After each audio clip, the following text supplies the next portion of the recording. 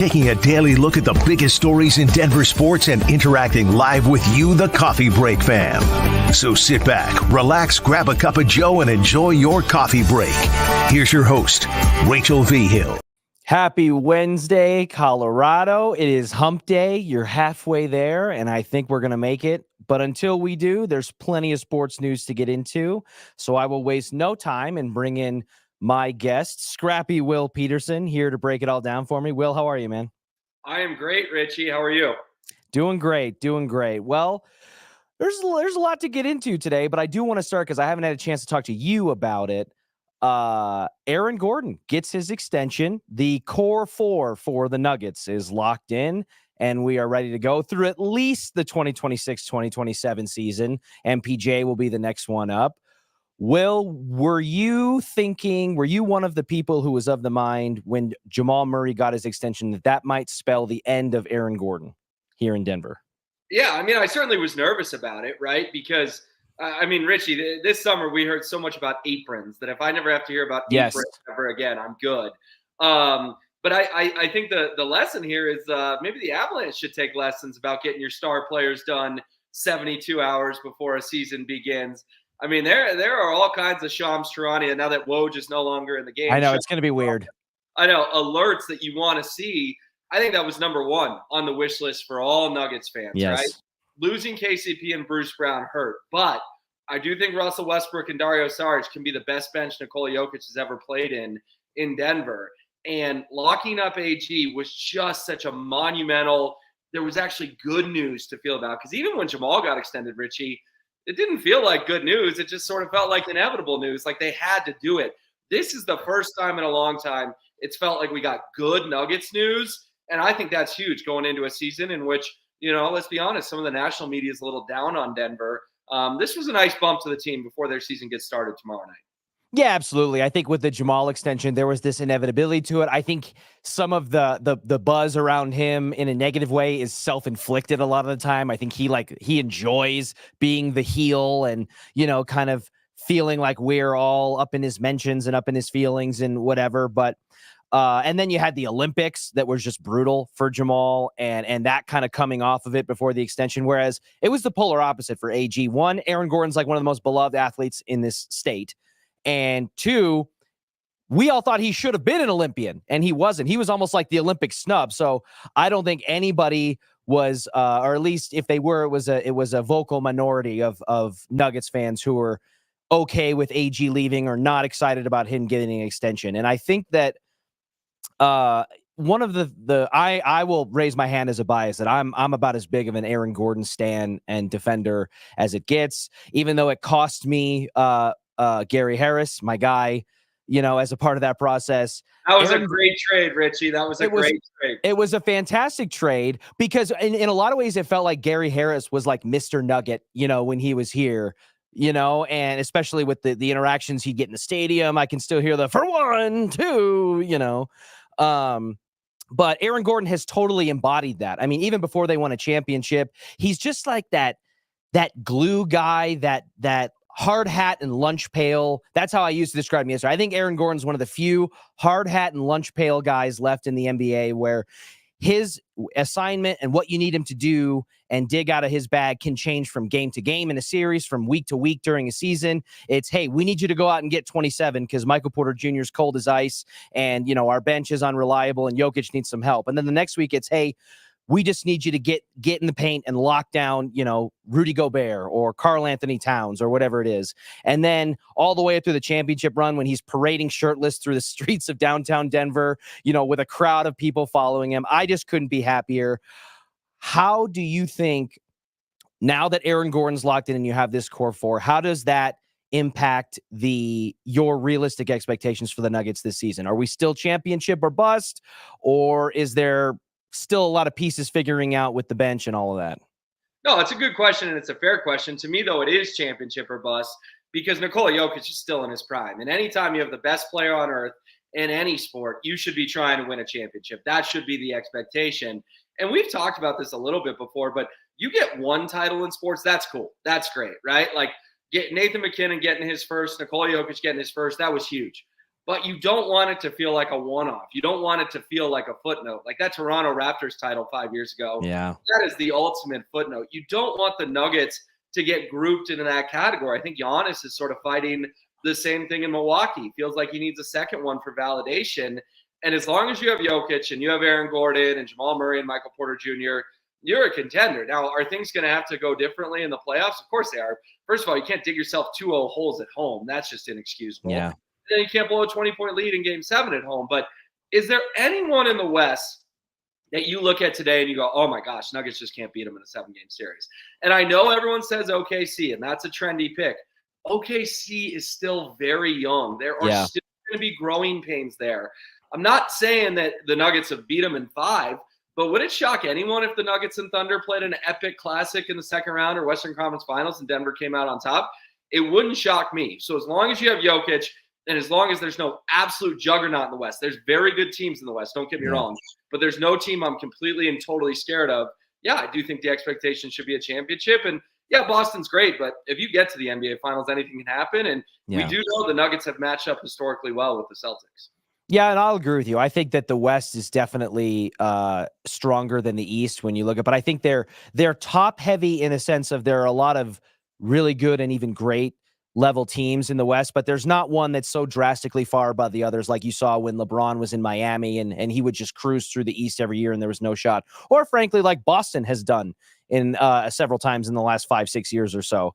So I'll agree with you there. And I think that I am a believer that last year had the Nuggets not blown a 20-point lead, I think they would have won the title. I think they were better than Dallas. I think that was not as tough of a matchup for the Nuggets as it was for Minnesota. And I think they were better than Boston. They proved to be the only team that could consistently beat Boston in the regular season last year. And then I don't know, I would have loved that, so I don't have to keep hearing about Jason Tatum and how I'm supposed to just love everything that he's got going on, even though I don't think he's the best player on his own team. But I'll save that for another episode of Coffee Break.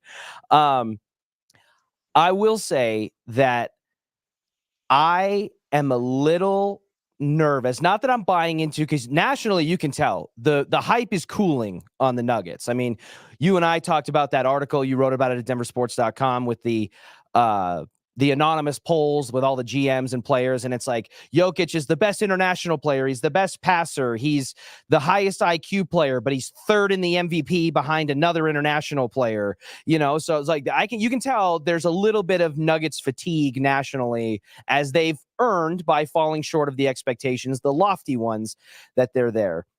I do have a little bit of concern with how the Nuggets are going to approach the regular season, because it feels like they've kind of waffled between, and we saw it at the end of last year, are we playing for seeding or are we playing for health? And I think you kind of need to do both in a weird way. And I'm not a basketball coach and I'm not, in those meetings and those discussions. So I can't even truly fully articulate how to do that. But I will say if the Nuggets don't lose that awful game to the putrid but rising San Antonio Spurs, they don't have a tie with Oklahoma City for the number 1 seed. They are the number 1 seed, and they go through Oklahoma City's path to the bracket. They don't have to face Minnesota until, at worst, the conference finals. And I think it sets them up better, whether they're at 100% health or not. I do think that Jamal Murray's health is worth monitoring, and because when he's not playing at his best, and a lot of that is due to health more so than just being off upstairs, it really does hamper the Nuggets. They only go as far as Jokic goes, but it's pretty close behind with Jamal Murray because Jokic can't do it alone. So with the addition of Russell Westbrook and with the bench players that they have, including Dario Saric and maybe potentially spelling Jokic, using Deron Holmes and all that, should we see a more conservative approach to the regular season? And are you okay as a Nuggets fan if the Nuggets are hanging around that 4-5 seed in the playoffs where we're not as accustomed to seeing them the last few years? Yeah, I mean, what was Dallas last year? I think they were a 5 seed and they went to the finals. And they went to the finals. And Richie, remember the Minnesota series, the road team won 5 of 7 games in that series. Mm-hmm. Basketball is becoming much more like hockey by the year, where home ice, home court doesn't really matter. And I think fans don't want to hear that because they pay hundreds and hundreds, if not thousands of dollars for these playoff tickets. But it is becoming more of a coin flip of whether the home team wins or the road team wins, not only in hockey, but in the NBA. I do not care about seeding. Now, I care about staying out of the play-in tournament. I want to be a top 6 seed. I want to make that clear. But 1 through 6, they're all kind of the same to me. They're all kind of gravy to me. I care much more about health than I do about seeding, and I think the evidence is backing that up. So you are not at all buying into the chicken feed that our friend James Marilat is throwing, that Michael Malone has never won a playoff series as the lower seed, and he's not proven that he can do it. You don't think that's an issue. It's just get in and let your core 4, so primarily Jokic, get you where they get you. That stat is skewed by guys like Faco Campazzo and Will Barton. I'm not buying into that stat. The year they won the championship, of course, they had to be the higher seed than everyone. They were the 1 seed. So, yeah. No, I'm not buying into that. Jamal missed 2 playoff runs. Jokic was dragging very mediocre teams way further than they should have gone. There's been some buzz about the other team that plays at Ball Arena lately. You were the one who wrote about it at denversports.com, and as the many of us who saw it, about Gabe Landeskog clapping back a little bit on social media. You and I think, had opposing takes on that. I think, correct me if I'm wrong, you were of the mind that it was a little rabbit-eary, and you took it as a potential negative, like, hey, that's something that the guy that wears the C on his chest shouldn't be worried about, but he did. Am I correct? Yeah, I mean, I just don't love that Gabe Landeskog hasn't played since they won the Cup in 2022, but apparently he's got time to scroll Instagram comments and clap back at fans. Like, it just, to me, came off as, dude, I get it. You're frustrated that people are saying you should retire, but you don't need to respond to every person on the internet. There's a lot of idiots on the internet, Richie. You and I both know this. And for a guy with Gabe's position and Gabe's power, it just looked a little petty and, like you said, a little rabbit ears to me. I will fully admit I did not have that issue with it. I took it as, and maybe this is me playing armchair psychologist a little bit, which I reserve the right to do. I took it more as Gabe is feeling more confident and secure in where he's at with his recovery and knows that he's ready to come back. And as he pointed out at the golf tournament, it's a matter of when, not if, and all of those things. And I'm putting those pieces together in my head mentally to say that it's coming from a place of confidence, not insecurity. Time will tell. And I hope that we find out much sooner than later when it comes to Gabe. But outside of that, we might have a goalie competition on our hands. Georgie has not played well to start the season, and his performances last season were mercurial at best. It felt a little bit like the Mind Eraser, which means it just gives us all brain damage and some whiplash. Yeah. Justus Annunen back in net for a second consecutive time. I could see maybe there being a little bit of false hope against a team like San Jose, who's pretty rough, but played well again last night against the Kraken, who be what they will be this year. It was only a couple of years ago that they knocked a cup contending team in the Avalanche out in the first round in a pretty ugly fashion. And there's certainly no slouch that you would at least compare to a team like San Jose. Were you surprised to see Annunen back between the pipes? Oh, yeah, definitely. I was on the drive on 104.3 The Fan with Zach and Phil at 5:30 yesterday, and Phil said, who's playing goalie tonight? And I said, well, Phil, you'll find out in about 40 minutes when they get let out on the ice, but I expect Georgiev will lead them on the ice, and it wasn't Georgiev. It was Annunen. That was a big development, Richie, because one time you can just excuse it as, oh, he's just giving Georgie a night off. But 2 times, that is now a pattern, and I don't know how you can put Annunen back on the bench after what he did last night. I mean, he gave up 1 goal in 59 minutes and 57 seconds. Kraken scored with 3 seconds left, but who cares? You had a 2-goal pad. They're not scoring a 3rd goal to tie it in 3 seconds from the center ice faceoff circle. No, I think there is a goalie controversy, and I do not think you can switch back. I think Juice will be the guy tomorrow night at the Utah Hockey Club, and as long as he keeps playing well, yeah, he'll get a night off here and there, but at least early in the season, you may have a new number 1 goalie for the Colorado Avalanche. And you know what? And I reserve the right to be wrong, obviously, but I don't think – truthfully, that the Avs have had a goalie situation in at least the last 3+ years since they won the cup, where they've had a goalie between the pipes where it's like, hey, you have to stick with this guy even when he's not playing well. I mean, we saw Darcy Kemper get pulled for Frankie in the postseason, let alone, game 6 or 7 of a regular season. And it worked out to their advantage. But I have not seen enough from Alexander Georgiev, who I, again, will admit, I thought when we got him here in Denver, I thought, hey, we have a chance here to pluck a potential diamond in the rough who was just never seeing the ice because he's behind a guy like Shesterkin, who was playing at the top of his game. And like, maybe we have a chance to buy low on a guy and finally be able to sell high. That has not been the case. Darcy Kemper, in my opinion, and statistically speaking, I think others would argue might be the worst Stanley Cup goalie in history. And if the Avs are to make some noise and repeat as a Cup champion, I think Georgie might give him a run for that money. So if Juice is providing a little bit of a spark, and he can't do it alone, because even though I think Georgie has played poorly, I am one of the people who bangs the drum that doesn't let the Avs defense off the hook. I think they've played poor defensively. I think they've put Georgie in some bad spots, screening him. And overall, it's been a little bit of a lack of effort in certain areas. But if he becomes the guy who gives a spark, I don't think Georgie's given you enough to say, hey, well, we still got to keep this guy loose. No, I would agree with that. I mean, let's be honest. Georgie came in the year after they won the Cup.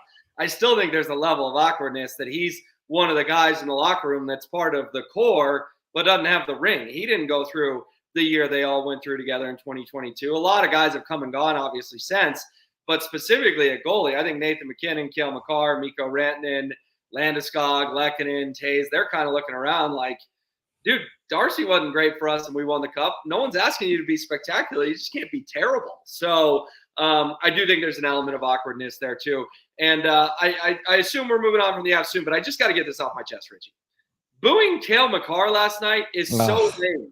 It's so lame. The hit happened 18 months ago.